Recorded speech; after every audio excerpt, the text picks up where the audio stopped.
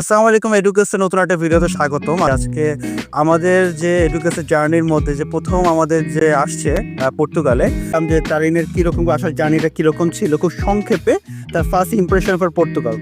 তো যদি আমি জিজ্ঞেস করি যে এই যে আজকে আসলে পর্তুগালে তোমার ইমপ্রেশনটা কি বা কেমন কি লাগছে? এডুকেস্ট কনসালটেন্সি প্রথম থেকেই অনেক হেল্পফুল ছিল আমার প্রত্যেকটা ব্যাপারে। তো আমি যখন থেকে অ্যাপ্লাই করি তখন থেকে প্রত্যেকটা ব্যাপার জুম মিটিং বা এভাবে হচ্ছে আমাকে এবারে হেল্প করেছে এবং এখন মানে আমি যে একা এসেছি এটা আমার মনে হচ্ছে না। আমি এয়ারপোর্টে জাস্ট আসার পরেই হচ্ছে তাদের সাপোর্ট পাচ্ছি বা তারা আমাকে রিসিভ করতে আসছে, এটা অনেক বড় একটা পাওয়া আমার জন্য। সো আমি অনেক বেশি এক্সাইটেড এবং তাদের এই জার্নি এভাবে থাকুক। আমি ইনশাল্লাহ দোয়া করি যে সবাই যাতে এভাবে এডুকেস্টের সাথে থাকে। তো এডুকেশন আমরা জানতে পারি যে এডুকেশন শুধুমাত্র আমরা কনসালটেন্সি মধ্যে সীমাবদ্ধ না। পর্তুগালে আসার পরবর্তী সময়ে যে এরকম সাপোর্ট দরকার আমরা সেই সাপোর্টটা কিন্তু করে থাকি। তো আপনারা যারা পর্তুগালের জন্য আসতে চাচ্ছেন, এই অ্যাপ্লিকেশন শুরু হয়ে গিয়েছে।